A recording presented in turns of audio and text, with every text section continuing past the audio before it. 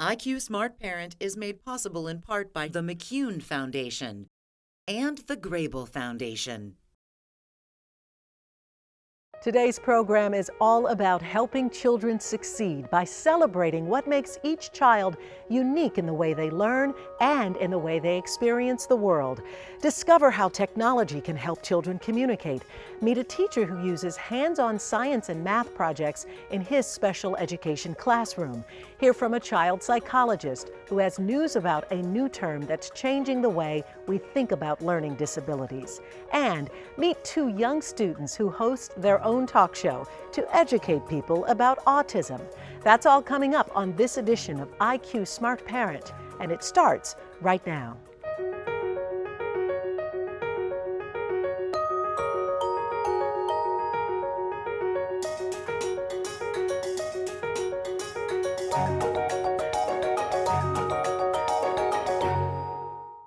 Welcome to IQ Smart Parent. I'm your host, Darieth Chisholm. Today we are celebrating different learning styles. Instead of talking about disabilities, we're talking about different abilities that make each child unique. I'm so pleased to welcome our first guest today, Dr. John Carasso. Dr. Carasso is a child psychologist who specializes in treating children with autism, ADD, and behavioral and learning issues. And he is also the executive director of the Autism Center of Pittsburgh. So let's start today, Doctor, by looking at this term neurodiversity. What is that and what does it mean? You know, it's a wonderful intro you gave, because that's really what it's all about, is recognizing and appreciating differences as opposed to looking at things as a disorder, a pathology. That's really that's the bottom line. So neurodiversity has led to a paradigm, a model, a neurodiversity way of thinking. And what that would have to do with is the idea that we're going to embrace those differences. We're going to see them not as a disorder, not as something that's pathological, but just that there are certain individuals and they range at the various ends of the spectrum in terms of the bell curve and whatnot. And so we're not going to see them as needing a cure per se. We're going to see them as we as a society need to accommodate and also help them to accommodate and sort of meet in the middle somewhere.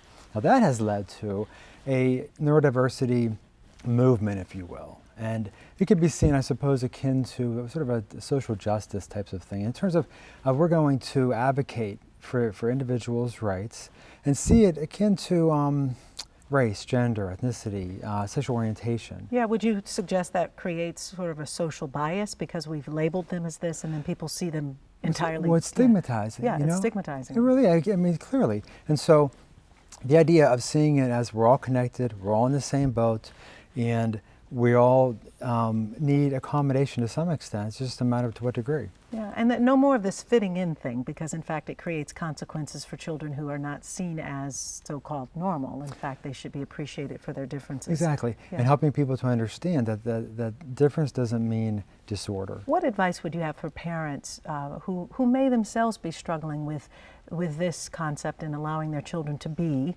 and play to their strengths? Well, it's a 180, it really is, because even today, clearly we have the idea of we diagnose, we call it a disorder, and our goal is to remediate and to quote-unquote cure. So it's doing a 180 in terms of recognizing that we're going to welcome and accept the differences and work toward accommodation. It really is a change. And so in an ideal situation, what would you recommend is the best way to reduce or eliminate this stigma? So it's educate. For example, we go into classrooms, we help not just the teachers to accommodate, but also help the other students to recognize that if a child is doing something they find to be a little unusual, okay, it's not the end of the world, it's not a big deal, and just go with it. And we all have our differences. Yeah, we certainly do, and appreciating them makes all the world better. Indeed. Yeah, thank you, Indeed. Doctor, for being here. By We all do means, appreciate it's a that. pleasure. Yes, certainly. Coming up, discover ways technology can help kids with different learning needs communicate. But first, find out more about neurodiversity. Find resources about neurodiversity online by entering these key phrases in your favorite search engine. There's so much talk today about technology helping kids with autism. It's exciting, But it can also be a bit confusing for parents. So our next guests are here to explain the range of options. Welcome Michelle Lebetsky, an educational consultant for the Allegheny Intermediate Unit in Pennsylvania, and Kristen Tashwire, who is an Assistive Technology coordinator. Thank you so much for being here. Kristen, let's start with you. What are assistive devices? Assistive devices can be an item that you make from something you have at home, or something that you adapt from something you have at home, or a product that you buy commercially. It really is an item that helps a person do something that they are typically not able to do on their own. So it doesn't necessarily mean high-tech. It can be a range between low-tech and high-tech. Yes. Give us some examples. Something low-tech could be a pencil grip. This is a curler, a foam curler that you may have at home, and it's a pencil grip for a pencil for a student that is unable to just grip their fingers around a regular pencil. It could be something a little higher tech, like a communication device, and there's many apps on an iPad that would be considered more higher tech. And when we get into the ones that are more higher tech, are they generally more expensive? They are, and they also require a power source, and there's usually lots of training that goes with them so that you're able to use the product. Michelle, can you share with us some of the things that you use?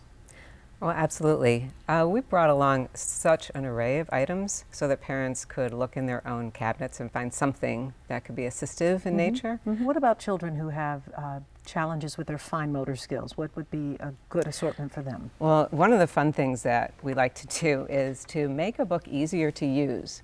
So we have fluffed up the pages in this book so that fingers can easily get to the pages, and the way we do that is simply by taking a tab and inserting it right on top of the page. So here's an example. This you might recognize as what goes on the bottom of your furniture legs, yes. right? Put it right inside here, and now that page is easier to turn, and it's not frustrating. This is a tab that's from the office supply stores, and you grab that and turn the page, another great way to do it. And the whole idea is we want to make things easier. We don't want kids to be frustrated when we're really trying to have fun. And what about for children who may have issues with communicating, and tips and tools for them? Sure. Well, all children have something to say, whether they can communicate or not. And when you use assistive devices with them, you're giving them a voice. You can have something as simple as a snack choice board. These were just pictures off of the bags that I had in my pantry. That instead of a child being frustrated because they can't tell you what they want for a snack, they can point to a picture. And a lot of people think that using a device is going to stop a child from speaking, and that's really not the case. It helps them to communicate better, and they're not frustrated and challenged by it. Exactly. And how do you get all of the family involved? I mean, certainly for children with autism or some other learning challenges, the other family members may not be, but you can turn things into family night, right? Absolutely, absolutely. You know, I have families that I know, we do it ourselves, we have game night. When my daughter was little, we had game night. Well, some little kids have trouble holding cards because their hands are too little. You can take a regular pool noodle, and you just have to kind of shave the bottom so that it doesn't rock. You put a slit on the top, and here you have your card holder. So you don't have to lay them on the table and have the brother or sister cheating and looking at your cards.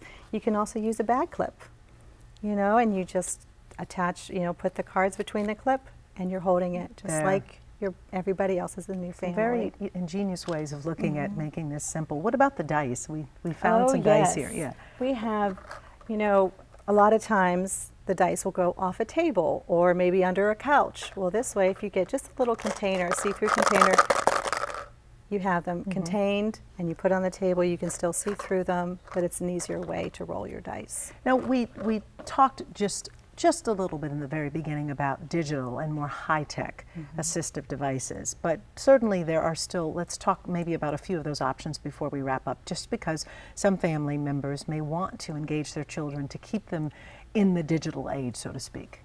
Absolutely. Well, if you've started with something low-tech, you can take the same idea of taking photos and then putting them into a digital context.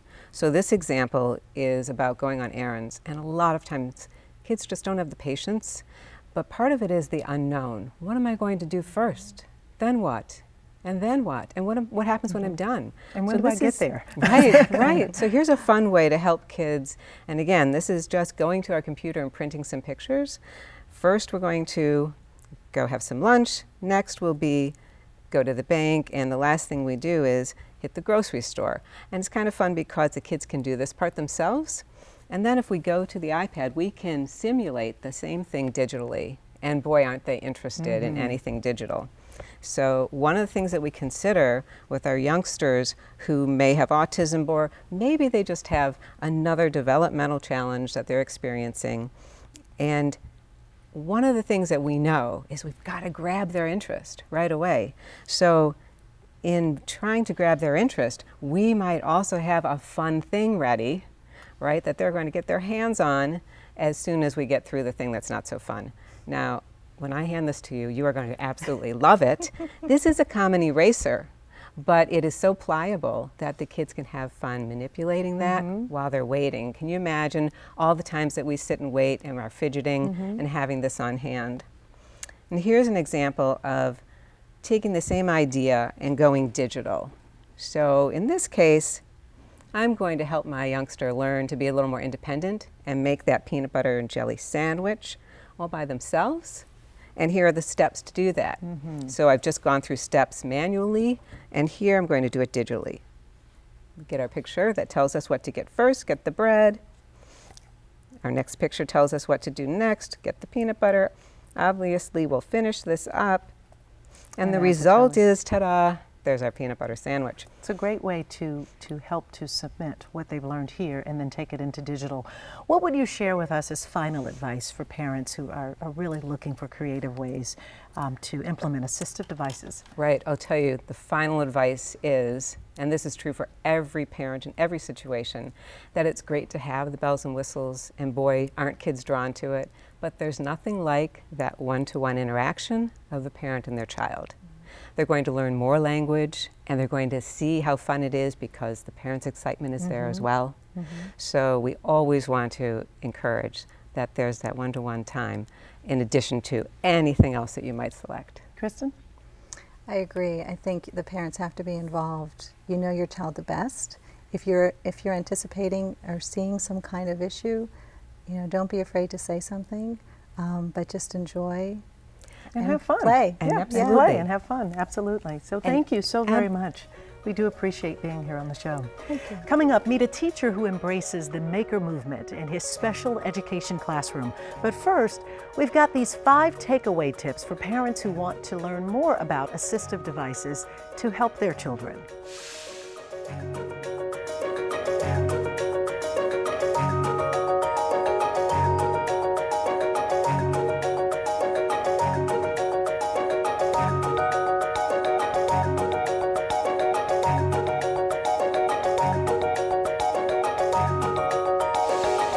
Our next guest is an educator and blogger with a particular interest in neurodiversity. Welcome, Patrick Waters.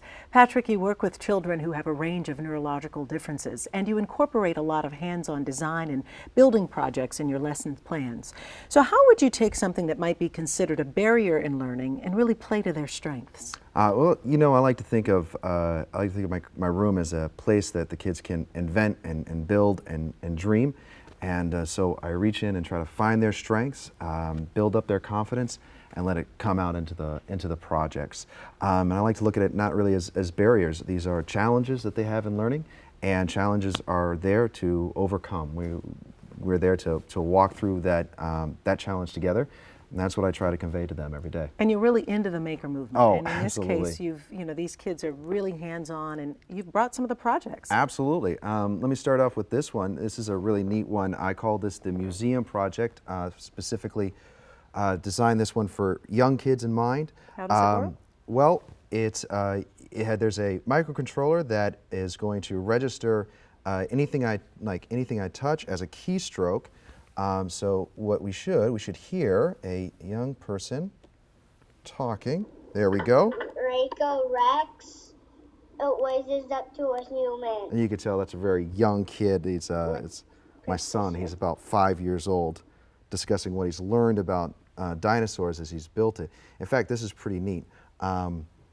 We have, this is a nice one that I did with my middle schoolers. It's called a pinhole camera, and you can see the pinhole right there. And so what happens is light will enter that pinhole, and when you load this bad boy up with some film, right there, the light will hit the back of the camera, and now you could take it to the drugstore and get it developed. Now the camera, though, was this created with a laser printer? No, this is a 3D printer, so it's built up layer by layer, and you can see some of the other creations that we used with the 3D printer. Right, you have a few other things that were from 3D printers. Yeah, so we have, this is a really cool rocket car that a young man built as a design challenge. It has a spot for his CO2 rocket, and this guy was a pretty successful one. It goes about 40, 50 miles an hour as it shoots down the highway. This is a neat project over here. It's a cutting board with a laser cut inscription in it. It's the Steamworks. That was the name of the makerspace that the students and I actually built up from the ground up. They helped me design it. They helped me figure out what tools are supposed to go in it. And even with children with disabilities, they're able to handle the laser printer, the 3D printer, and all of the... Absolutely, absolutely. So what I do is we all start off with a basic competence in hand tools. And I work with the kids to learn how to use scissors, use utility box cutting blades safely. And when they master that, they can move on to bigger and more dangerous tools. That also works in the computer realm.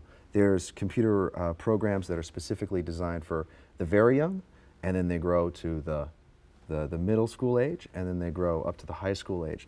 So as the kid would stay in the makerspace, their abilities would grow from one spot. They're progressing along the way and then utilizing the equipment and technology. Exactly. Why is this so personal for you? You seem to be quite passionate about this. Yeah, it's personal because it is personal. I've got skin in the game. I have two younger brothers. They're not that young anymore. We're in our 30s now. But I have two brothers that have special needs. One has a neurological difference, and one is a giant 3-year-old. And so when I look at them, and I don't get to be with them every day. I live far away from them, and I get to go to school every day with my kids, and I get to be reminded of my brothers, and that's really important to me. It's really important to stay connected to my family in that way. It's just a fantastic way to connect and to realize that these differences aren't there to separate us. These differences are things that they bring to the table that can grow us as a community and keep us together. It's just quite wonderful. Wonderful. Well, your work speaks volumes, obviously, with the work that the kids are doing. So thank you, and thank you for being here on the show today. Stay with us because we'll meet another teacher and her students who developed a unique way to use multimedia to teach others about autism. Coming up right after this.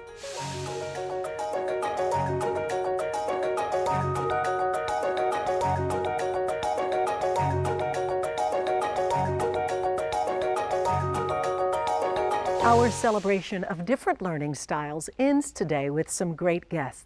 Jan Abernathy is a 5th grade teacher in the Greenville Area School District in Western Pennsylvania, and she's also been recognized as an outstanding educator by the Keystone Technology Innovator Program. And we're also joined today by two of Jan's former students, Alex and Hayden. Welcome to you all. Thank you. So Alex and Hayden, you all do something very interesting. In fact, it's what I do. You host a talk show. Yep. Yes, it's a show that you all host. And tell me a little bit more about how that's come to be and your topic. We teach kids how to deal with autism and other kids to understand autism. We just try to help as many people as we can out there who have autism, or people who don't even have autism, just to get a better understanding of what it is. So the two of you sit in conversation for about 5 minutes and you talk about what it's like to have autism, how to live with it, and certainly how to be supported by it. Yeah. Hayden, what do you enjoy most about that? Just that I can be myself and just hang out with my friends. Hello, this is Alex and this is Hayden and Jackie and Tony. And this is Alex and Hayden show. there was a man in Chicago who found their show, and the entire state of Illinois uses their talk show to train people for social interaction for autism. Did you guys know that? No. That is amazing. You didn't know that? No. I never saw that. Jen, you were very instrumental in helping them get started. In fact, did they come to you and give you some interest that they thought they wanted to do this? How did it come to be? Well, the one day I overheard the two of them talking, and they were giving each other strategies for ways to deal with getting frustrated and getting upset and different things, problems they might have, and they were feeding off each other, and I thought, wow, that is so grown up of them, and that would be such a great topic for other people to learn about. So I talked to them and I asked them if they'd be interested in helping other people. So then we got the entire class, our entire 5th grade class involved. Then they gave everyone else in the class different jobs, and maybe you can tell them about the different jobs and maybe the different segments of the show. We had a design crew. We had a tech people that worked on like the cameras and stuff, and people in charge of bipods and managers. We even had our own logo, and we voted who had the best logo. And we actually have a pin that one of our friends made, and we all voted on a design for a pin. Yeah, and Jen, I find this very interesting because obviously the boys have led the project, but you've involved the other students. So this teaches everyone in the room what it takes to put a show together, but also working as a team, and then the sensitivities around autism. I'm glad you asked this because these are the skills that I feel that the students of the 21st century really need, and we call them the 4 C's, and they are creativity, collaboration, communication, and critical thinking. And by all of them working together, they are using all of those skills. And these are the skills they're going to need for the future for any job that they encounter. Hayden and Alex, let me ask, do you think that people are really coming to now understand by watching your show about autism and living with autism? yes. Yeah. Is it because some of the conversations that you have or the response that you're getting? It's because of some of every talk show we always have a famous person of the day who some people didn't even know. For example, I didn't even know Albert Einstein had autism. Yeah, and due to it being a bit more educational than most other things, which most YouTube things are about makeup or how to be better and or like life hacks or stuff like that, we just do it to help others and help people understand what it's like having autism. Right, and everyone should know that this show is available on YouTube, and so much so that they were recently recognized at a national autism conference, right? Mm-hmm. How was that? Congratulations. It was real interesting. Animals actually really help me cope with stuff, because I'm an animal lover, I like all types. We saw a lot of people there supporting us, people I didn't even know. So I bet that really got me. Yeah, and these were adults that were talking.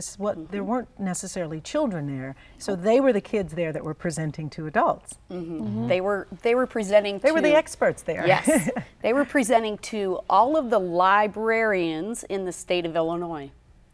And did you think your show that it would grow to that? And what about viewers? How's that going? Subscribers and viewers? It's been going great. Yeah, decent. Yeah, it's been going good. And in terms of the question that I asked about its growth and that it's gotten there and now you've got this attention, did you ever imagine that it would come to this? Nope. No, not really. No. What were some of the favorite segments that you did, or some of the things that you remember the most? My favorite was the historical person thing. My favorite segments were the history and the animal of the day. So at the end of the day, since your topic is autism and you're teaching them about autism, what is it that you would like them to know? Autism is something that people can't control, but they can control it, and it's better to understand it than not to, so that way you know how to help those who have it. And you can live with it and succeed with it. Mm-hmm. Yep. Yeah. That's what we do on the show. So other kids out there are like saying they can't succeed because they have autism, but we look up all the famous actors that had autism and became very successful. So tell me when you were the most proud of yourself through this experience. Seeing some of the comments down below on YouTube saying you guys are doing such a good job, and going to Illinois and being commented on all the people there. Just being there just made me happy, especially since I was able to look forward to it. Well, you all really inspired quite a movement, so congratulations, and congratulations on your success. Yeah, thank you for being here, Jan. Thank you for being here. We do appreciate it. It's been so good to hear from each and every one of you. And we hope that today's program has given you new insight about different learning styles, celebrating what makes your child unique, and finding strategies to help every child succeed. Thanks for joining us, and we'll see you again next time for more IQ Smart Parent. Want to learn more about IQ Smart Parent? Visit us online at iqsmartparent.org for more episodes and additional tools and resources. Connect with us on Facebook, Twitter, and Pinterest to share your thoughts on being a 21st century parent.